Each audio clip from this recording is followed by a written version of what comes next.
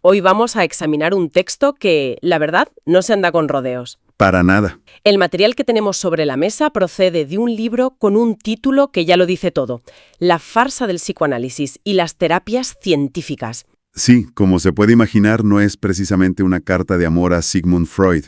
No, es una crítica frontal, casi una demolición. El argumento central es que el psicoanálisis, a pesar de su enorme influencia cultural, no es ni una ciencia ni una terapia eficaz. Sino más bien... Pues un sistema de creencias que ha sobrevivido más por su atractivo narrativo, por las historias que cuenta, que por sus resultados reales. Exacto. Y eso nos plantea una pregunta que creo que es fascinante y que va a guiar todo el análisis de hoy. Ajá. Si las críticas que presenta este texto son tan contundentes, ¿cómo es posible que el psicoanálisis siga tan presente en nuestra cultura? Buena pregunta. Nuestra misión hoy es desmenuzar los argumentos de esta fuente, entender por qué lo llama farsa, ver qué pruebas aporta y sobre todo qué alternativas propone. De acuerdo, vamos a ello.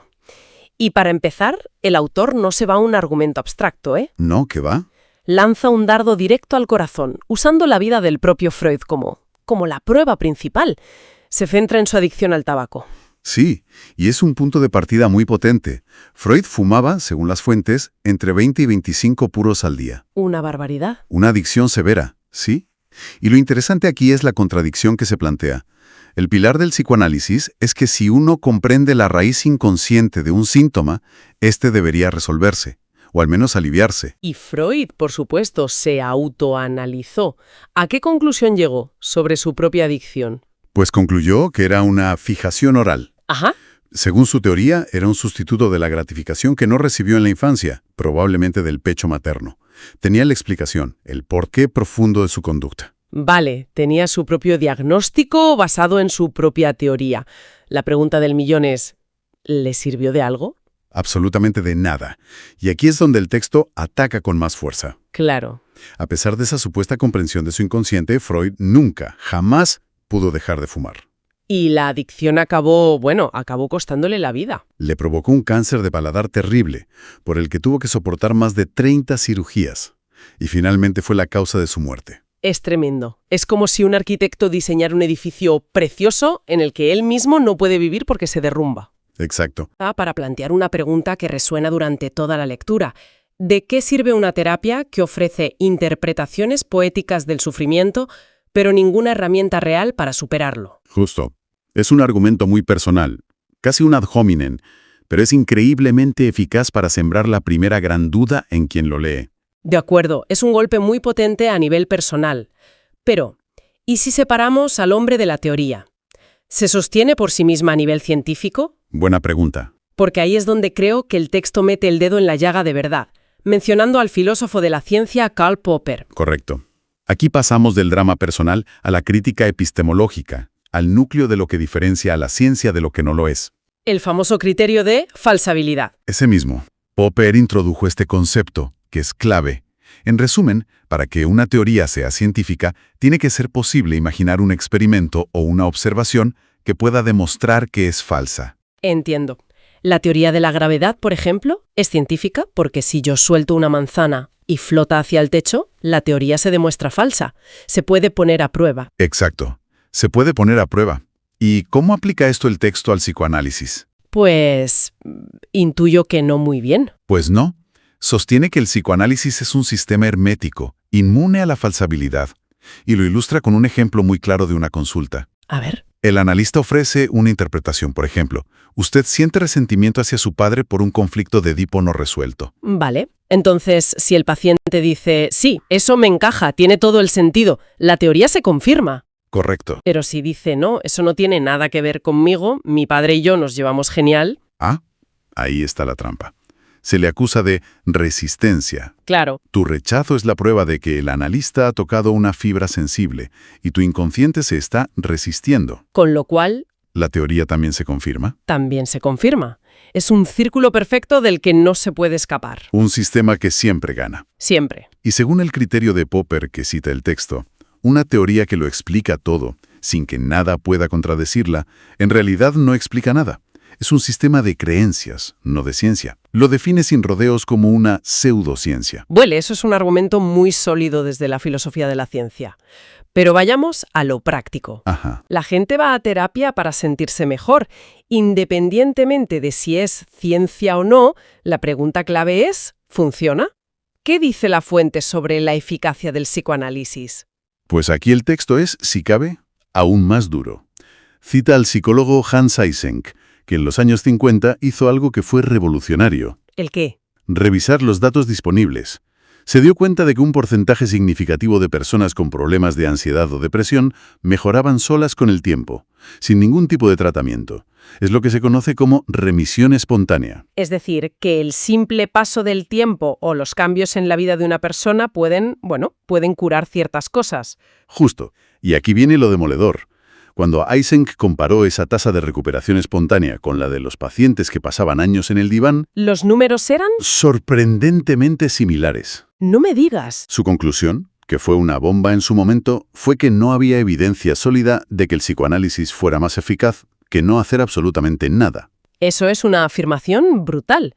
Y me imagino que la comparación es todavía peor si lo enfrentamos a otras terapias más activas, ¿no? Mucho peor. La fuente pone un ejemplo clarísimo. Una fobia específica, como el miedo a volar. Vale. Un tratamiento con TCC, o terapia cognitivo-conductual, puede resolverse en unas 10 o 15 sesiones, con técnicas de exposición, reestructuración de pensamientos. Muy práctico. Un tratamiento psicoanalítico para el mismo problema podría durar años buscando el origen simbólico del miedo en la infancia, y sin ninguna garantía de que la persona vaya a poder subirse a un avión. Y el texto no se queda en la ineficacia, va un paso más allá y argumenta que el psicoanálisis ha sido directamente dañino. Sí, y menciona el caso más tristemente famoso, la teoría de la madre nevera. Uf, sí. Durante décadas el psicoanálisis dominante culpabilizó a los padres, y en especial a las madres, supuestamente frías y distantes, de causar el autismo en sus hijos. Cuando hoy sabemos que el autismo es un trastorno del neurodesarrollo con una base genética muy fuerte. Claro. Pero el daño que esa teoría hizo a miles de familias, añadiendo culpa a su dolor, fue incalculable. Y retrasó la investigación científica durante años. Entiendo. Entonces, si recapitulamos el argumento del libro hasta ahora, tenemos una teoría que falló en su propio creador, Sí, que no cumple los criterios básicos de la ciencia, que no ha demostrado ser eficaz y que incluso ha causado daño. La pregunta lógica es, ¿cómo es posible que se convirtiera en el modelo dominante durante casi todo el siglo XX? pues la fuente apunta a una respuesta muy concreta. El modelo de negocio. ¿Ah? Efectivamente. El texto lo llama el negocio del inconsciente. Pensemos en el psicoanálisis clásico. Varias sesiones por semana, durante años, a veces sin un final claro a la vista. Claro, económicamente. Es un modelo que genera unos ingresos enormes y sostenidos en el tiempo para el terapeuta. Y se crea lo que el libro llama clientelismo crónico. ¿Qué quiere decir con eso? Pues que el mensaje implícito es que tus problemas son tan profundos, tan arraigados en un inconsciente misterioso y casi inaccesible, que necesitas años de guía experta para desentrañarlos. Y no se suelen fijar objetivos claros y medibles. Exacto. No se enseñan habilidades concretas. La cura es un horizonte que siempre se aleja. El modelo, según la fuente, beneficia más a la continuidad del terapeuta que a la resolución del problema del paciente. Esto nos lleva a la segunda parte de nuestro análisis, que para mí es la más constructiva. Si el psicoanálisis, según este texto, es el problema, ¿cuál es la solución? El autor habla de una revolución de las terapias basadas en evidencia. Sí, y aquí el tono del texto cambia por completo. Pasa de la demolición a la construcción. Y la principal alternativa que presenta es la terapia cognitivo-conductual, la TCC. La misma que mencionamos antes, sí. Y su enfoque es la antítesis del psicoanálisis. No se pregunta por el porqué profundo e inverificable del pasado, sino por el cómo. ¿Cómo? Cómo tus pensamientos, emociones y conductas se conectan en el presente para mantener vivo el problema. Volvamos al ejemplo de la adicción al tabaco de Freud. ¿Cómo lo abordaría la TCC? Pues mira, no perdería ni un segundo buscando fijaciones orales infantiles. Me lo imagino. El enfoque sería totalmente práctico. Primero, identificar los desencadenantes. Fumas más cuando estás estresado. Después de comer. Con el café. Vale, analizar el contexto. Luego trabajaría en reestructurar las creencias que sostienen el hábito, como necesito un cigarro para relajarme. Y finalmente, enseñaría estrategias de afrontamiento concretas, técnicas de relajación, cómo manejar el ansia, cómo evitar situaciones de riesgo. Es un entrenamiento, te da herramientas. Justo. Suena increíblemente práctico y enfocado a la acción. Es como pasar de ser una arqueóloga de tu propia mente a ser una ingeniera de tu presente. Muy buena analogía. Y el texto también menciona otras terapias, como la terapia de aceptación y compromiso, la ACT. ¿En qué se diferencia? La ACT es fascinante. Representa una evolución, la llamada tercera ola de terapias. Mientras que la TCC clásica se centra en cambiar los pensamientos negativos, la ACT propone algo distinto. Aceptarlos. Aceptarlos. La idea no es luchar contra la ansiedad o la tristeza, sino aprender a hacerles espacio, a observarlos sin juzgarlos y, a pesar de su presencia, comprometerte a actuar en la dirección de tus valores, de lo que es importante para ti en la vida. O sea que el objetivo no es tanto sentirse bien como vivir bien, incluso con las emociones difíciles que son parte de la vida. Precisamente.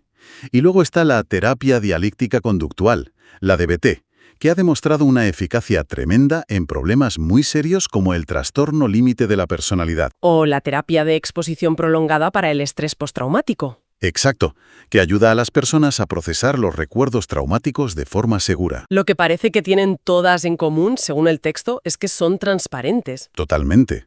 Tienen manuales, protocolos, se fijan objetivos claros y se mide el progreso. El terapeuta no es un gurú que interpreta símbolos ocultos en tus sueños. ¿Es más como un entrenador? O un fisioterapeuta de la mente que te enseña ejercicios y te da herramientas para que tú seas el agente de tu propio cambio.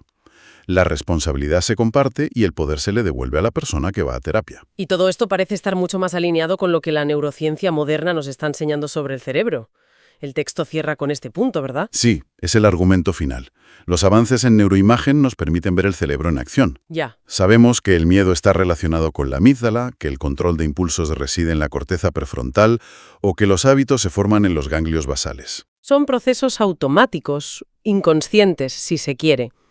Claro, pero no hay ni rastro del inconsciente freudiano. Ese caldero lleno de pulsiones sexuales reprimidas, complejos de Edipo y símbolos arquetípicos. La arquitectura del cerebro que vemos no se corresponde con el mapa que dibujó Freud. Entonces, para recapitular el argumento del libro, tenemos el fracaso práctico con el propio Freud, el fracaso científico por su falta de falsabilidad, El fracaso clínico por la falta de evidencia de eficacia. y un modelo que no encaja con la neurociencia moderna. Es un ataque desde todos los frentes posibles. Es una crítica demoledora, sí. Y nos devuelve a la pregunta del principio. ¿Por qué persiste el psicoanálisis? ¿Y cuál es la conclusión de la fuente? Ofrece relatos, mitologías personales fascinantes, y eso tiene un gran atractivo. Claro, a todos nos gusta una buena historia. Pero, según el autor, una cosa es una buena historia y otra muy distinta es una buena terapia. La conclusión es tajante. El rey está desnudo. En resumen, el texto que hemos analizado defiende una idea muy clara. La salud mental debe tratarse con el mismo rigor científico que la salud física. Sí, propone pasar de un modelo basado en la interpretación de un pasado inescrutable a uno centrado en cambiar patrones de pensamiento y conducta observables en el presente. El argumento de fondo es que la clave del cambio no está en una excavación arqueológica interminable en un supuesto inconsciente, Sino en trabajar con lo que sí podemos observar y modificar: nuestra conciencia, nuestros pensamientos y nuestras acciones. La fuente presenta un caso muy sólido a favor de la ciencia en la psicología. Y esto nos deja con una reflexión final para quien nos escucha. A ver, A la hora de abordar el sufrimiento humano, ¿qué se valora más? ¿Una narrativa seductora y misteriosa sobre los conflictos internos que nos formaron? ¿O un conjunto de herramientas prácticas y demostrables para construir un futuro mejor?